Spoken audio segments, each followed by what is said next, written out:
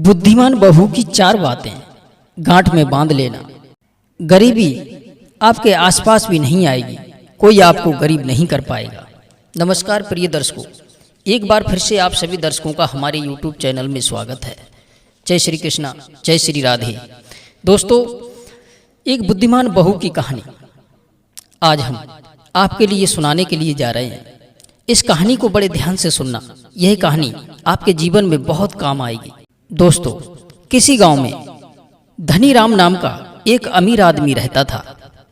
उसके 4 बेटे थे। चारों बेटों का विवाह हो चुका था। चारों बेटों की जो बहुएं थीं, उनमें से सबसे छोटी बहू पढ़ी लिखी और बहुत ही बुद्धिमान थी। छोटी बहू जब से मनीराम के घर में आई, उसके घर की उन्नति होने लगी। वह सचमुच लक्ष्मी के समान थी। उस दिन से ना तो उसके घर में कोई बीमार रहता था, न किसी तरह का घर में कोई लड़ाई झगड़ा होता था।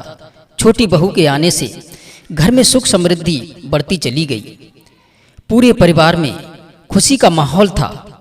अक्सर ये देखा गया है कि इस दुनिया में ऐसे लोगों की भी कमी नहीं है जो दूसरों को हंसता खेलता खाता पीता नहीं देख सकते। यदि कोई अपनी मेहनत और ईमानदारी से अच्छा खा पी रहा है तो उससे द्रोह रखने वाले लोग दिन रात उसे नीचा गिराने में लगे रहते हैं।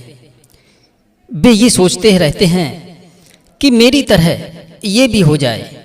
यही हुआ उस मनीराम के साथ में। उसकी खुशियां पड़ोसियों को हजम नहीं हो पा रही थी। दिन रात पड़ोसी इसी बात को सोच करके दुखी रहते थे कि मनीराम कैसे इतना फलता फूलता जा रहा है। यही सोचकर पड़ोसियों ने मनीराम के कुल पुरोहित को भड़का दिया कि जब से मनीराम के घर में उसकी छोटी बहू आई है, तब से उसकी धन की उन्नति समृद्धि उसकी बढ़ती ही जा रही है। उसके घर में ना कोई बीमार पड़ता है, ना किसी से लड़ाई झगड़ा होता है। यदि उसके घर में कोई बीमार पड़ता, लड़ाई झगड़ा होता, तो वह झाड़ फूंक के लिए, गृह शांति के लिए आपको बुलाता, तो आपकी कुछ दक्षिणा मिल जाती। पर उसके खुशहाल रहने से उसके सारे मंगल कार्य, पूजा पाठ बिना धन खर्च किए ही हो रहे हैं। पड़ोसियों की बात सुनकर के कुल पुरोहित के अच्छी तरह समझ में आ गई कि मनीराम इसलिए उन्हें नहीं बुलाता है। कुल पुरोहित ने सोचा कि ऐसा कोई काम करना चाहिए जिससे इसके परिवार में शांति भंग हो जाए और ये पूजा पाठ करने के लिए मुझे अपने घर पर बुलाए। ऐसा निश्चय करके वह पुरोहित एक तांत्रिक के पास में पहुंचा और बोला कि आप कोई ऐसा उपाय बताएं जिससे मनीराम के घर में अशांति फैल जाए। तांत्रिक ने ध्यान लगाकर देखा तो पता चला कि मनीराम के घर में अशांति तो आ ही नहीं सकती।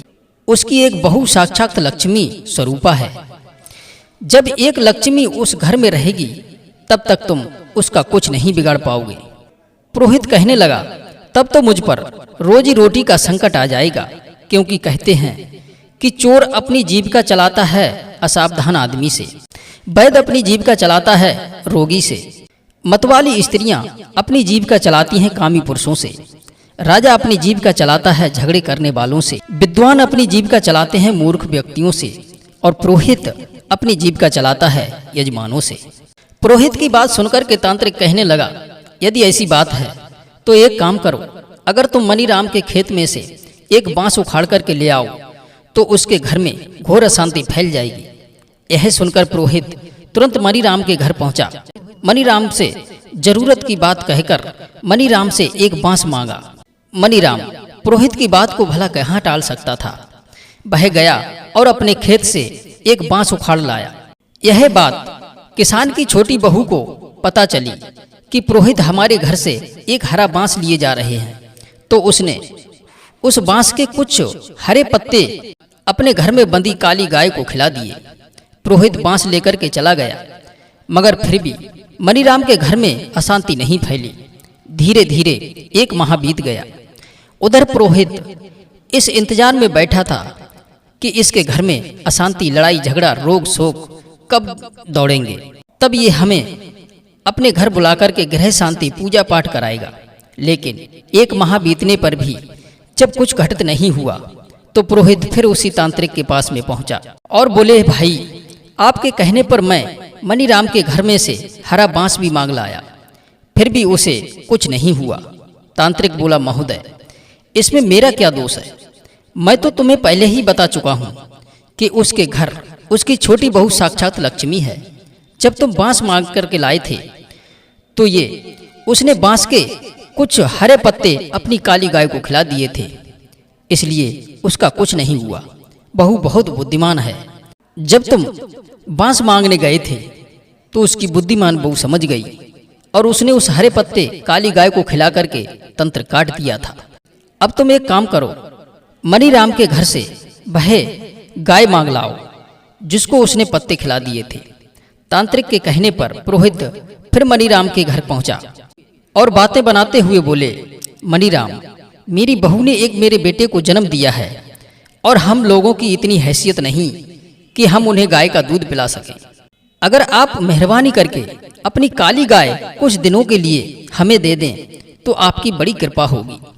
मनीराम पुरोहित को खाली हाथ नहीं लौटा सकता था, इसलिए वह अपनी छोटी बहू के पास गया और पुरोहित को गाय देने वाली बात कही। बहू ने कहा, पिताजी, यदि ऐसी बात है तो गाय पुरोहित को दे दो, लेकिन उससे पहले हमें एक काम कर लेने दो।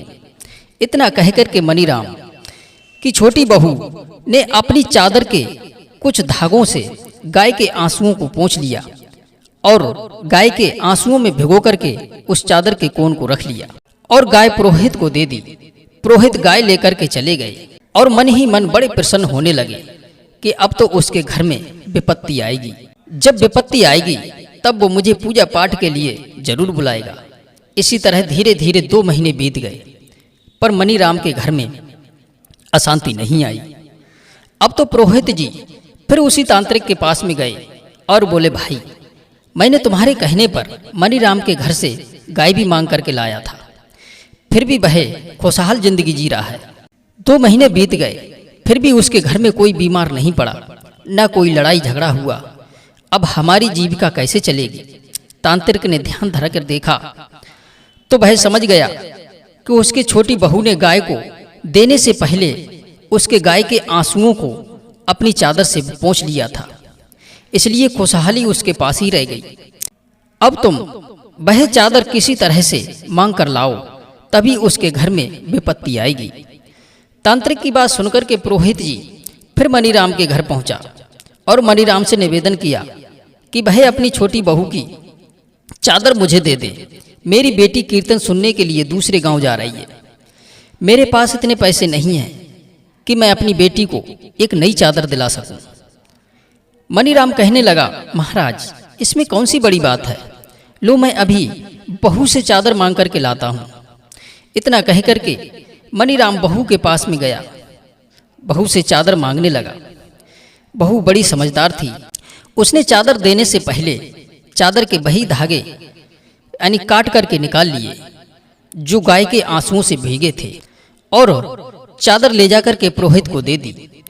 पुरोहित चादर लेकर के अपने घर पहुंचा और मनीराम के घर में विपत्ति आने का इंतजार करने लगा।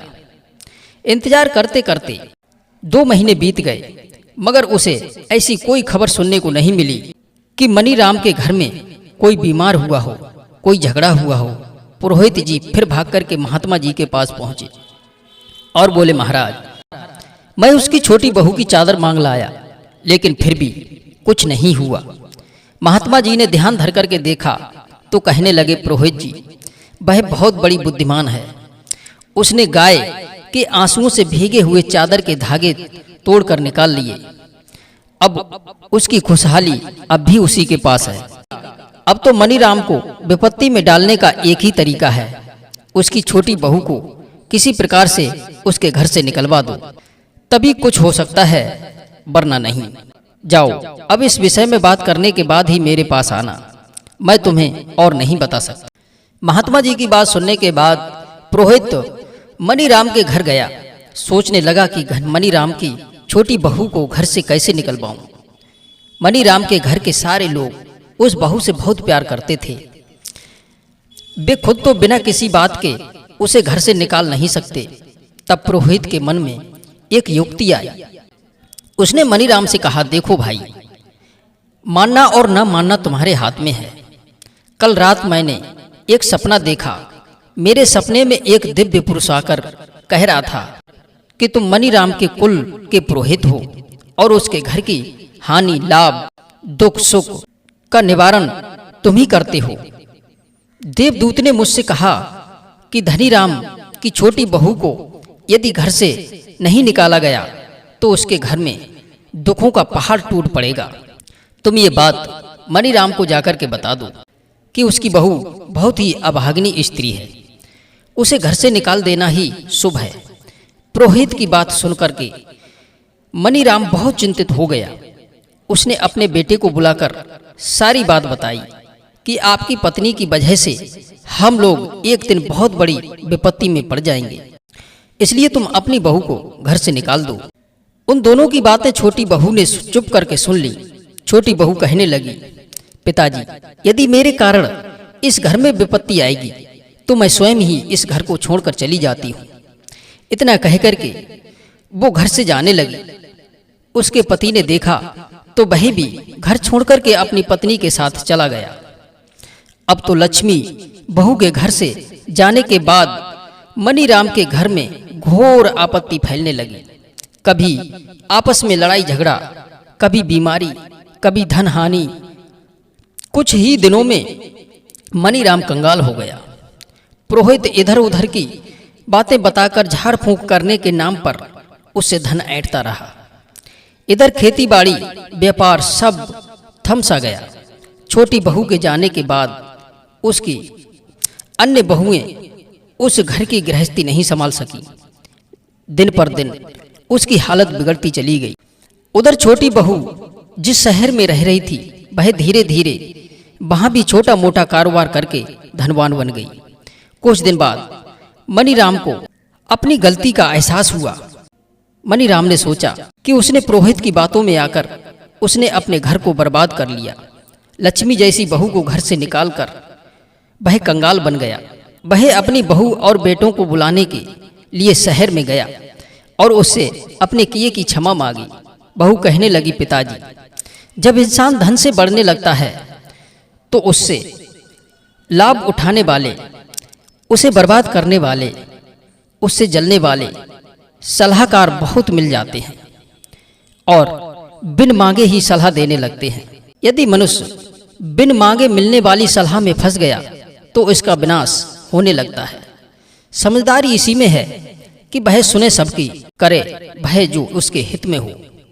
दूसरी बात यह है कि मनुष्य को हर कार्य के प्रति स्वयं सतर्क और सावधान रहना चाहिए। मनुष्य की स्वयं की गलतियों से ही वह दुखी होता है। यदि वह अपने धन की सुरक्षा नहीं करेगा, लापरवाही बरतेगा, तो धूर्त चोर तो अपना मौका मार ही ले जाएंगे। इसमें तुम चोर को दोष दो, ये ठीक नहीं है। नंबर 3 ये है, अपने कार्य पर विश्वास करो। यदि हमें अपने कार्य पर, अपनी योग्यता पर विश्वास है तो आपका कार्य आपको फल जरूर देगा। नंबर 4, विपत्ति आने से पहले ही उसका समाधान कर लेना चाहिए।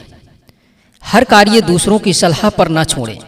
जो लोग सावधानी पूर्वक सोच विचार कर कार्य करते हैं वे विपत्ति से लड़ने का उपाय पहले ही खोज लेते हैं। उन्हें बाद में पछताना नहीं पड़ता है। जैसे कर्जा, अग्नि, शत्रु और रोगों का जो समय रहते दबा लेता है, उनके जीवन में बैठकर रोने का अवसर नहीं आता है। दोस्तों, आपको यदि कहानी पसंद आई हो तो कहानी